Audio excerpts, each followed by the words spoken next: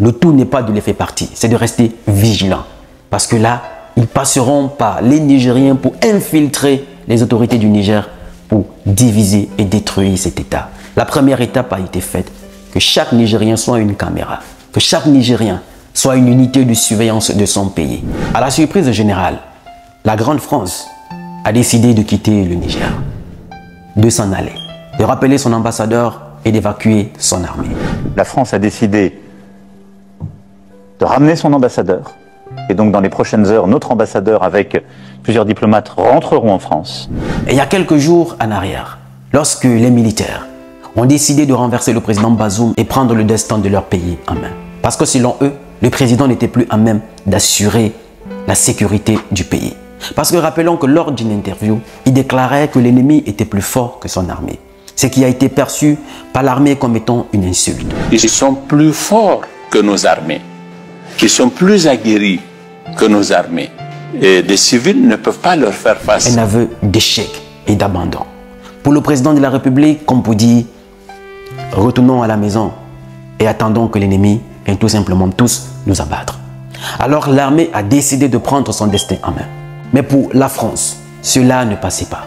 Il était inadmissible de reconnaître les autorités du Niger. Parce que pour eux, le président Bazoum n'avait pas démissionné. Pourtant, ils ont accepté partie du Burkina, du Mali, de la Centrafrique, sans pour autant opposer cette résistance et cette fermeté. Il y a quelque temps en arrière encore, le président Macron était ferme sur sa décision. L'ambassadeur restera à Niamey, l'armée restera. Pour eux, le président Bazoum reste le président élu. Nous ne reconnaissons aucune légitimité aux déclarations des putschistes, puisque le président Bazoum n'a pas renoncé à son pouvoir. Et donc, si nous redéployons quoi que ce soit, je ne le ferai qu'à la demande du président Bazoum et en coordination avec lui. Pas avec des responsables qui aujourd'hui prennent en otage un président. Et comme par hasard maintenant, le discours a changé. Qu'est-ce qui a pu bien se passer? Encore une incohérence de la France. Hier, le président Bazoum était un président fort, courageux, démocratiquement élu, qui n'a pas démissionné, qu'on ne peut pas abandonner. Mais comme par hasard aujourd'hui, on doit rappeler notre ambassadeur, on doit partir du Niger. On abandonne le président Bazoum. Et donc, la France a décidé de ramener son ambassadeur. Et donc, dans les prochaines heures, notre ambassadeur avec plusieurs diplomates rentreront en France. Et nous mettons fin à notre coopération militaire avec les autorités de fait du Niger, car elles ne veulent plus lutter contre le terrorisme. C'est donc la fin de la présence française militaire au Niger. Elle sera organisée dans le temps, dans les semaines à venir, mais c'est la fin de cette coopération. Hier, il y avait une opposition ferme pour la France, pour qui les nouvelles autorités du Niger n'étaient pas légitimes. Ça ne passait pas dans leurs oreilles, au point d'instrumentaliser la CEDEAO via leurs sous-préfets qu'ils ont encore à la tête de certains États de l'Afrique de l'Ouest pour vouloir à tout prix attaquer le Niger militairement. Au point où il y avait déjà un budget qui avait été voté. Comme par hasard, le discours a changé. Le pays n'est plus à attaquer, on doit partir de ce pays. Mais quelle image les Nigériens auront pour le président Ouattara qui était déterminé à envoyer les soldats? Quelle image les nouvelles autorités du Niger et les Nigériens auront pour le président Patrice Talon qui était déterminé à vouloir attaquer ce pays? Quelle image auront les nouvelles autorités du Niger et les Nigériens pour le président Macky Sall qui était lui aussi déterminé à vouloir attaquer ce pays? Aujourd'hui, le maître a décidé de se retirer. Le maître a décidé de partir. Mais quel regard aurez-vous pour vos frères? Je ne parle pas du peuple ivoirien, du peuple béninois ou du peuple sénégalais. Parce qu'ils étaient tous opposés à cette attaque contre le Niger. Parce qu'aujourd'hui, l'Afrique de l'Ouest, tous vivent ensemble et c'est un mélange. Qu'est-ce qui pouvait bien animer ces présidents à être déterminés à aller attaquer ces pays, sachant ce que cela devait coûter en perte de vies humaines? Bref, là n'est pas le problème. Mais il y a une réalité qui se cache derrière, que les autorités du Niger doivent faire beaucoup attention. Pourquoi? Parce que rappelons-nous, la France décide aujourd'hui de partir. Oui, elle décide de partir, de rappeler son ambassadeur, d'enlever son armée. Elle s'en va, elle enlève son armée. Mais attention, elle ne part jamais définitivement. Il restera la France au Niger. Ça veut dire des Français nigériens.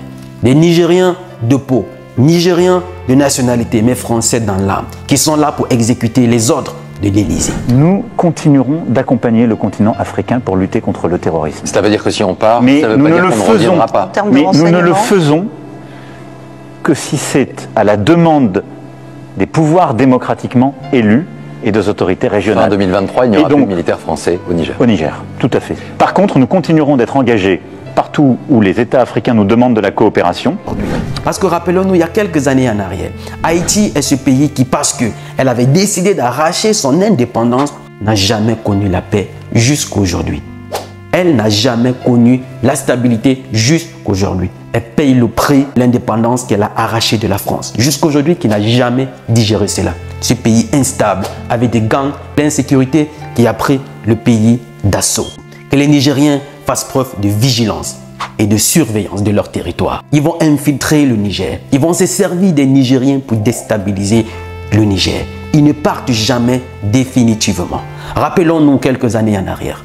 Ce ne sont pas eux de façon directe qui sont venus tuer Thomas Sankara et se sont servis des proches. Ils se sont servis des Burkinabés. Ce ne sont pas eux de façon directe qui ont tué Patrice Lumumba et se sont servis des Congolais. Ce ne sont pas eux qui ont tué tous nos leaders et se sont servis des Africains.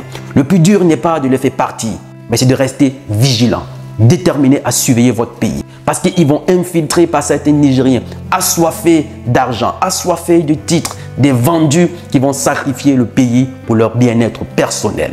Ils vont se servir d'eux pour infiltrer le pays et déstabiliser le Niger. Faites preuve de vigilance. Que chaque Nigérien soit une caméra de surveillance. Que chaque Nigérien soit un défenseur de sa patrie.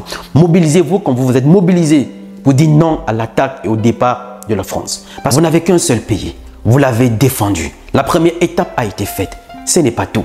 Ce qui reste à faire, c'est d'ouvrir les yeux. Parce que le plus dur commence maintenant. Ils ne sont plus présents. Parce qu'une fois que les attaques se feront, on dira c'est un Nigérien. Mais on ne dira pas la personne qui est derrière pour l'instrumentaliser à déstabiliser le Niger. Alors, chers frères, la première étape a été faite. Maintenant, ouvrez les yeux. C'est le moment de se servir des Nigériens pour vous diviser davantage et mieux vous régner. Ils ont tendu tous les pièges à ces autorités, mais ils ne sont pas tombés. Qui était de maintenir l'ambassadeur à ce que les autorités du Niger entrent dans l'ambassade, qui s'en servent pour intervenir militairement. Vous avez fait preuve de sagesse et comme le peuple nigérien l'a toujours fait dès le début. Alors restez concentrés. Le tout n'est pas de les faire partir. Ils ne partiront jamais de façon définitive.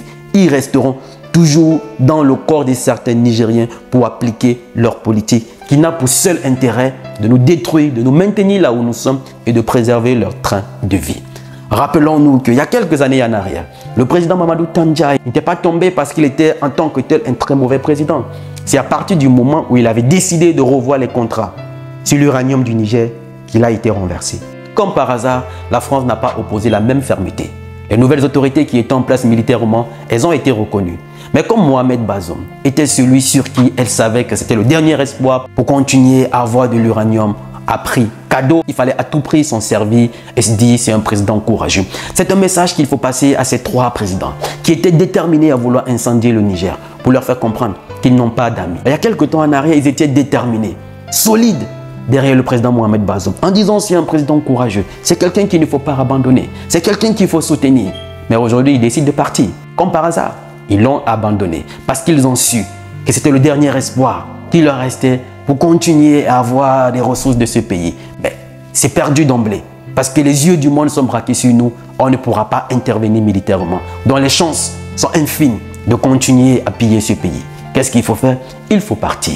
Dans ceux qui croient qu'ils ont des amis du côté de l'Élysée, ils n'auront jamais des amis. Ils sont là pour les intérêts. Et ce qui est plus humiliant et ridicule, c'est la façon dont ces trois chefs d'État qui étaient déterminés à vouloir à tout prix incendier ce pays regarderont désormais le Niger. Aujourd'hui, l'intervention ne se fera pas. Et dans quel intérêt il fallait à tout prix attaquer ce pays que le maître a décidé aujourd'hui de se retirer? S'il y a un sommet, je pense, de la CEDEAO désormais au Niger, comment ces présidents iront? Ou ils vont tout simplement envoyer des émissaires? Alors c'est pour dire que la leçon de vie qui se cache derrière, le tout n'est pas de les faire partir, mais c'est de rester vigilant. Je vous prends un exemple. C'est comme un homme qui est avec une femme. Il ne te traite pas bien, tu décides de partir, il te fait tout le temps du chantage. Il fait tout le temps du chantage. Et après, tu dis, ok, c'est bon, moi, je décide de mettre un terme à cette relation. Et lui, ne supportant pas ça, il décide de te pourrir la vie. Et c'est justement ce qui va se passer. Le tout n'est pas de les faire partir, c'est de rester vigilant. Parce que là, ils passeront par les Nigériens pour infiltrer les autorités du Niger pour diviser et détruire cet État. La première étape a été faite, que chaque Nigérien soit une caméra, que chaque Nigérien soit une unité de surveillance de son pays. Parce que actuellement, le plus dur reste à venir. Si Haïti aujourd'hui n'a jamais connu la paix, si Haïti aujourd'hui reste dans l'instabilité totale comme cela a toujours été par le passé, elle paye le prix d'avoir arraché son indépendance, ce que la France n'a jamais digéré jusqu'à aujourd'hui. Les faits partis, c'est bien beau, mais restez vigilants, reste l'essentiel. Dites-moi ce que vous en pensez en commentaire, la famille. C'était mon coup de gueule. Je suis Roland Campbell, ton frère. Mais surtout, n'oublie pas une chose. Il n'est jamais trop tard, parce que le rêve n'a pas de date d'expiration.